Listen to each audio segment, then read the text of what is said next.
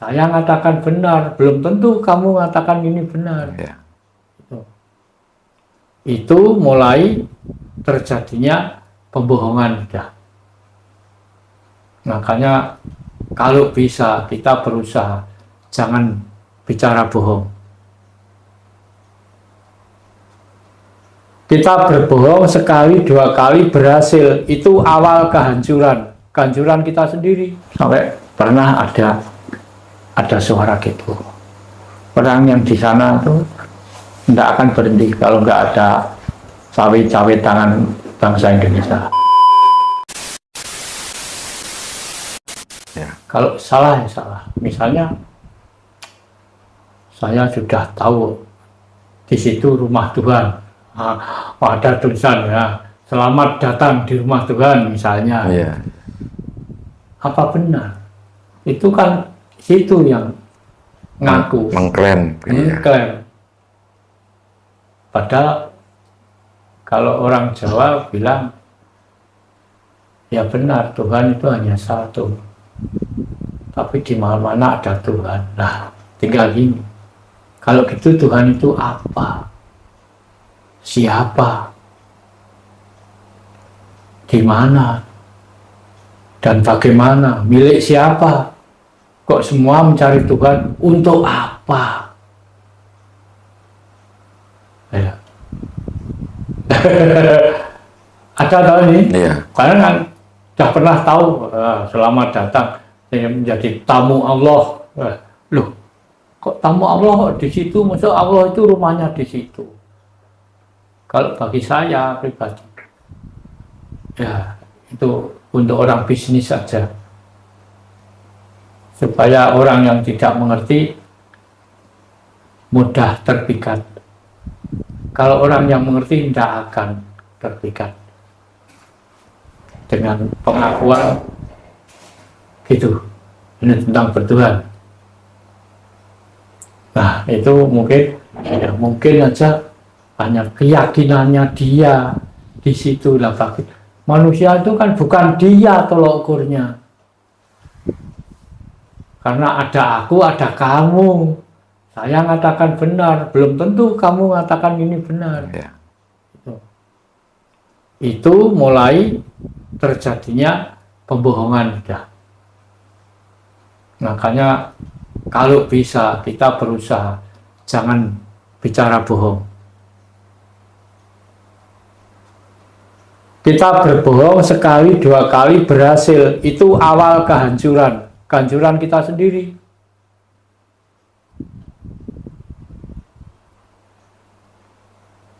Nah, kalau saya sebagai orang Jawa, dalam kemampuan pikiran saya, dalam pikiran aja, kalau orang itu percaya bahwa Tuhan itu ada, harus mengerti tempatnya. Harus mengerti Tuhan itu apa, siapa. Nah, kalau gitu ada orang misalnya tanya, loh kalau itu Mbak Jo mengerti Tuhan? Mengerti. Saya jawab tegas, mengerti. Nah, semenjak itu sampai sekarang saya teliti aja. Saya tahu anak-anak yang masih kecil terus diajak orang tuanya sampai waduh, zaman sekarang banyak itu entah betulan entah itu pura-pura untuk dipakai minta-minta supaya orang belas kasihan ya. Tapi saya nangis di sini. Kadang-kadang belum sempat bicara saja ini air mata sudah keluar. Sering nih, sekarang ini sering merasakan itu. Sekarang gini, saya tadi kan sudah katakan, saya ini sejak kecil seingat saya termasuk orang yang tidak beruntung. Merasa beruntung ini sudah tua ini.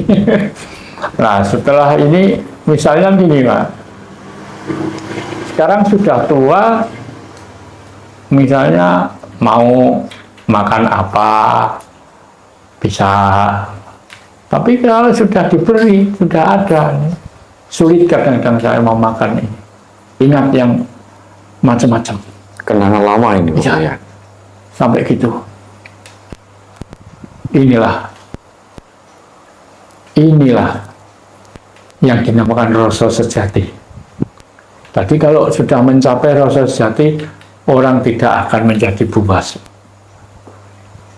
Binatang saja yang buas bisa lemah, apalagi kita sebagai manusia. Seperti kita kalau nengok berita-berita di TV, perang terus itu di Timur Tengah itu, sampai saya itu pernah mendapat, entah itu sungguh apa enggak, perang di Timur Tengah enggak akan berhenti itu selamanya, tanpa ada cawe-cawe bangsa Indonesia.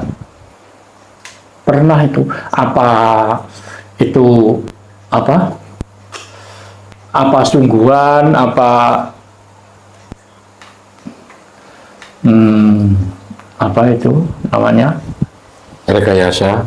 Bukan itu.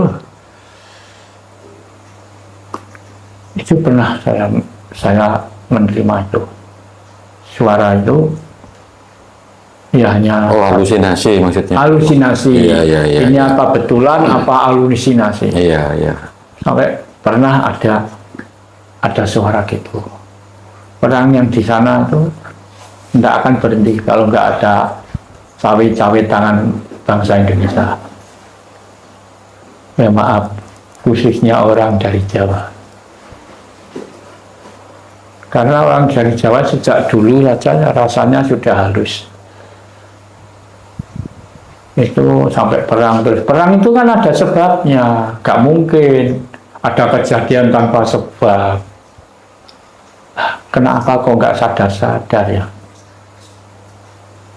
Kalau saya merasakan berarti orang yang senang perang itu jauh dari Tuhan, nggak ada rasa ketuhanan.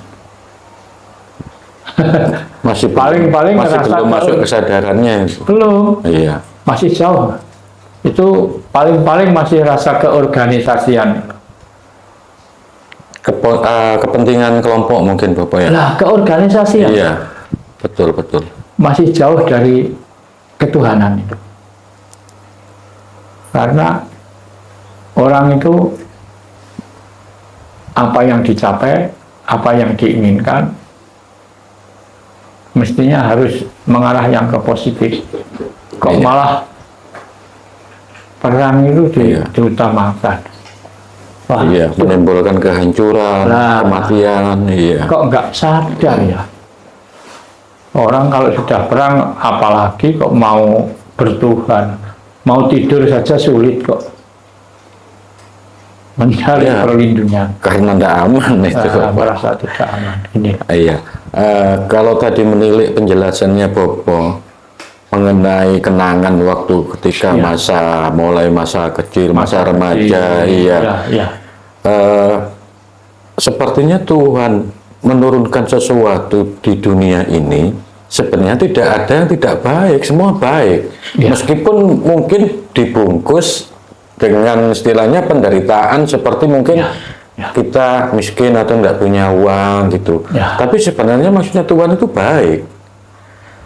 Bagaimana kiranya Bapak istilahnya kita memberikan pengertian kepada seluruh pemirsa, mungkin saudara-saudara kita yang istilahnya masih terjebak di bawah-bawah situ, masih dalam mungkin kemiskinan, penderitaan dan lain sebagainya, agar nanti sekiranya bisa termotivasi untuk bisa berubah menjadi orang yang beruntung itu Bapak. Ini saya tidak bisa menceritakan orang lain. Yang saya ceritakan diri saya sendiri. Itu saya kira semua manusia itu sama. Beliau menderita, saya pernah menderita. Cuma tataran penderitaan itu yang tidak sama. Kadang-kadang penderitaan itu malah datang dari dirinya sendiri. Karena bodoh. Orang bodoh itu lemah. Makanya sering menderita, banyak menderita karena bodoh. Iya.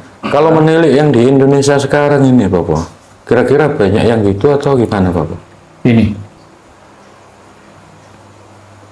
Apa kira-kira diperbolehkan ya Ini karena ada pertanyaan ya harus ada jawaban yang clear. Paling tidak ini kan untuk mengedukasi atau Ya. memberi motivasi Ya. kepada saudara-saudara kita yang lagi menderita itu. Ya, gini. Sebetulnya kalau kita pelajari, saya sebagai orang penghayat, orang kepercayaan, kalau diringkas dunia itu ya hanya ada dua pilihan, mau positif atau mau negatif. Nah, kalau milih yang mana, yang positif atau yang negatif? Kalau milih yang positif, entah apa rupanya, entah apa caranya, bagaimana. Jangan takut dicemooh orang lain. Karena banyak orang lain mencemooh, menjelek-jelekan orang yang itu karena dia belum nyampe ke situ. Tadi yang dikatakan orang lain jelek itu belum tentu jelek bagi dirinya sendiri. Misalnya kita sebagai orang Jawa Pak. Itu angka yang besar. Iya. Bedanya gimana? Masih bisa dibelokkan orang lain. Masih kalau berjalan tidak menuruti hati nuraninya sendiri. Misal masih bisa diatur orang lain atas bangsa, atas nama bangsa. Kalau atas nama pribadi ya gitu.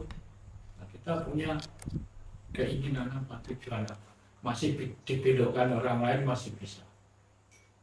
Itu termasuk orang bodoh. Nah, bodoh itu lemah.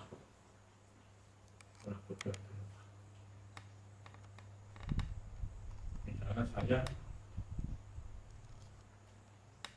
sebagai orang penghayat, apa pelajaran apa? Pelajaran tentang Tuhan.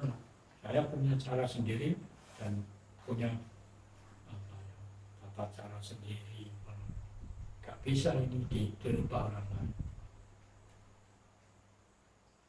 Sampai saya